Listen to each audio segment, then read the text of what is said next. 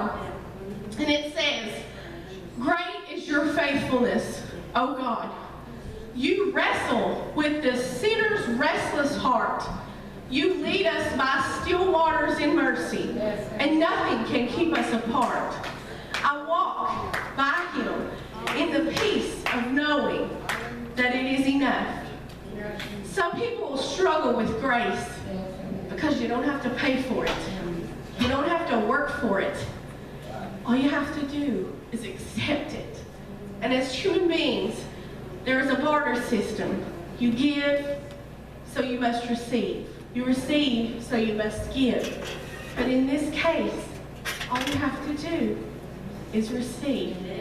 And it's such a wonderful gift that we struggle with because of the need to pay for it, the need to earn it. Nothing you can do can ever earn it. But the simple fact is, His grace is enough.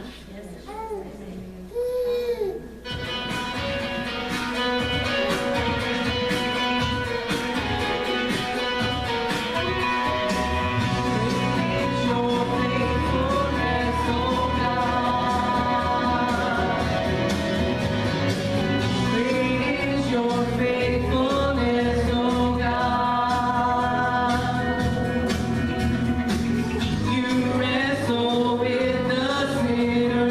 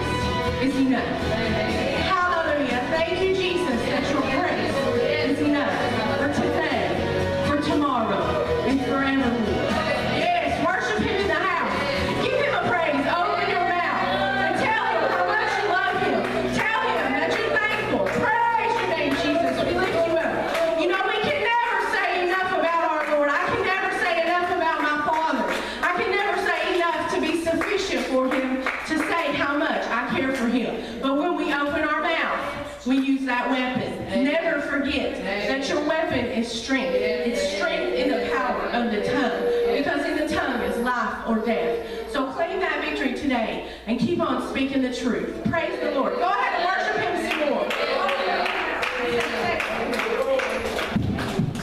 Anybody else have a song tonight?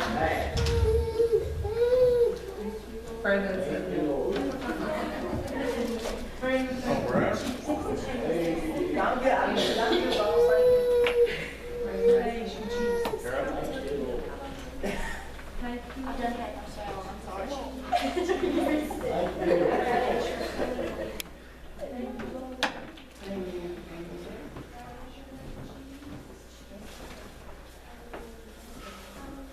God is so good.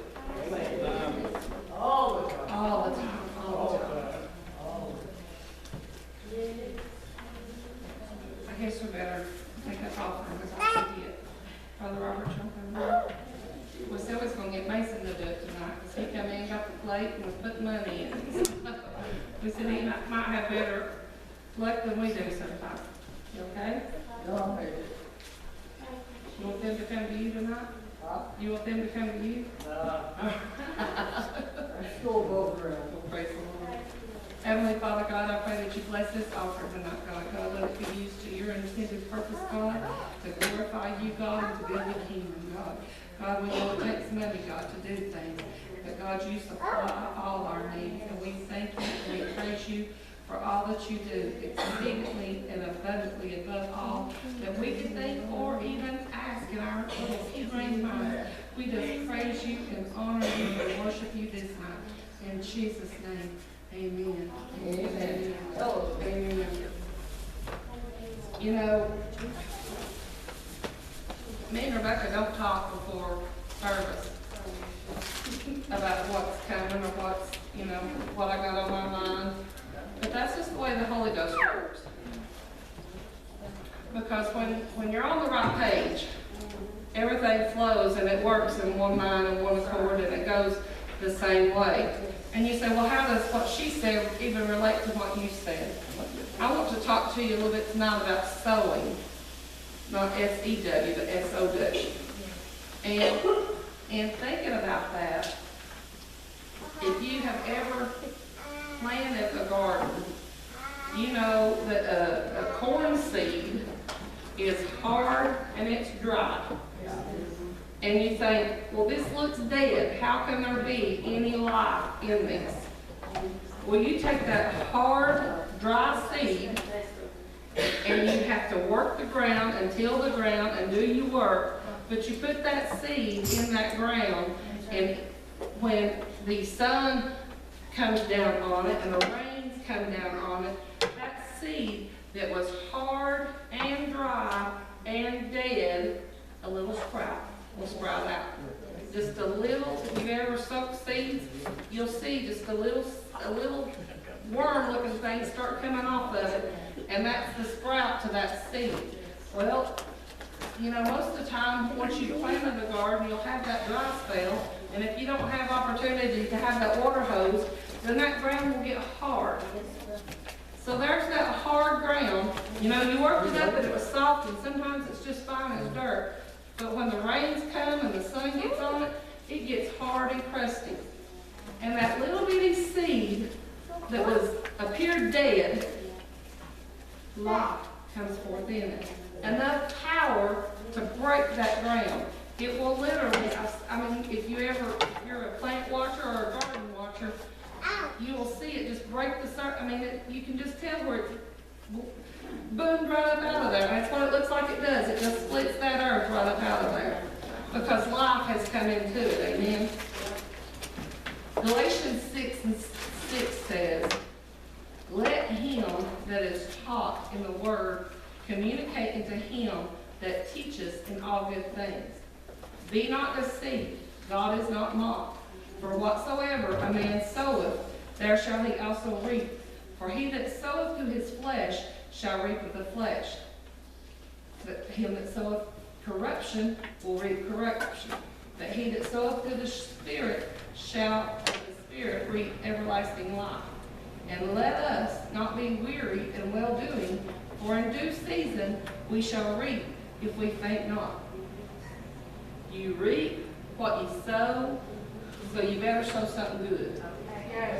You know, when you go to plant your garden, and that's a touchy situation in my family, because my mom and daddy plant a garden, but they don't know how to plant a little garden. They want to plant a garden big enough to feed Blood County.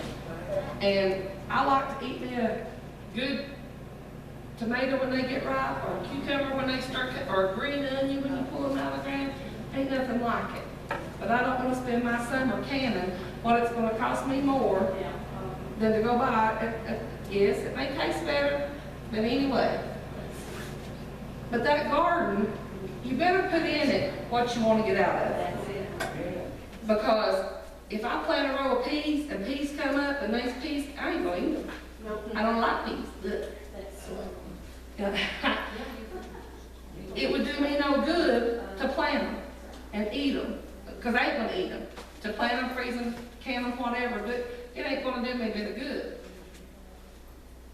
One year at our house we had 2 apple trees. I have never seen so many apples in all my life. 5-gallon buckets of apples, after apples, after apples, after. Like, what do we have, 25 5-gallon buckets one day that we went and picked? That is a bunch of daggone apples. You know, the conditions must have been right for that fruit to be produced that year. But you better sow something good into your garden. Something that you are going to reap. Because unless you're going to give it to somebody, it ain't going to do you no good if you plant peas and you ain't going to eat peas. Again, I went to look up sow. And sow means to plant seed by scattering it in or on the earth. Every time we choose an action, we also choose the consequences of that action. We don't always think about the consequences. Like I said, don't plant beans thinking you're going to get peas. Don't plant strawberries thinking you're going to get cantaloupe. It ain't going to happen. You can't just go grab a handful of seeds and not know what it is and throw it out. We have done that before, you know. Old people will keep this bag of seed from this year, keep this bag. Well, yeah, I think that's what this is. And most of the time you can tell because all seeds are different. Sometimes you miss it. Sometimes you miss it. But there's consequences to every action. We may not think about the consequences, but you have to be honest. You know that when you're sowing the wrong thing, that there's going to be consequences. Yeah. And we're going to reap what is bad, what we do wrong. I knew as a kid, if I disobeyed my mom and daddy, you didn't sass. I'd have been popped in the mouth faster out. You didn't sass. If I did, I would have reaped what I sowed.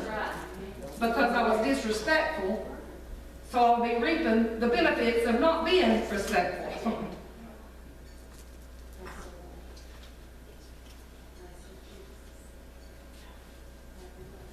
I knew that I would have to pay the price. A lot of parents, I remember a few whippings I got. I didn't get a lot. No. I did get a few whippings, and I do remember a few of them. Don't remember what they're for. You got whooping. I got a whooping. I remember one whooping I got. It must have been a good one. I don't remember what I did that, but I remember it.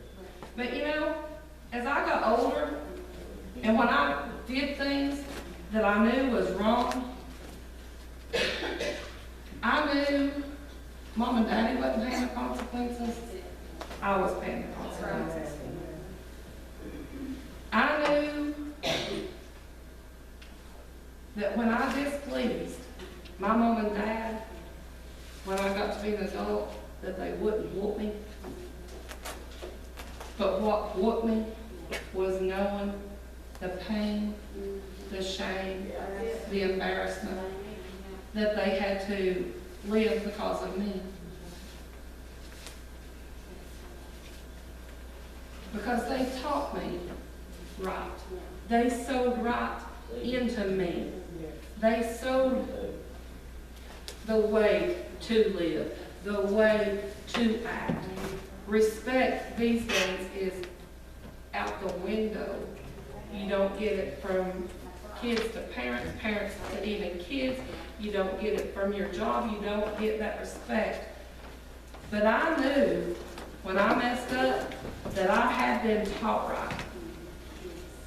And although I may not have got a whooping, I get a whooping.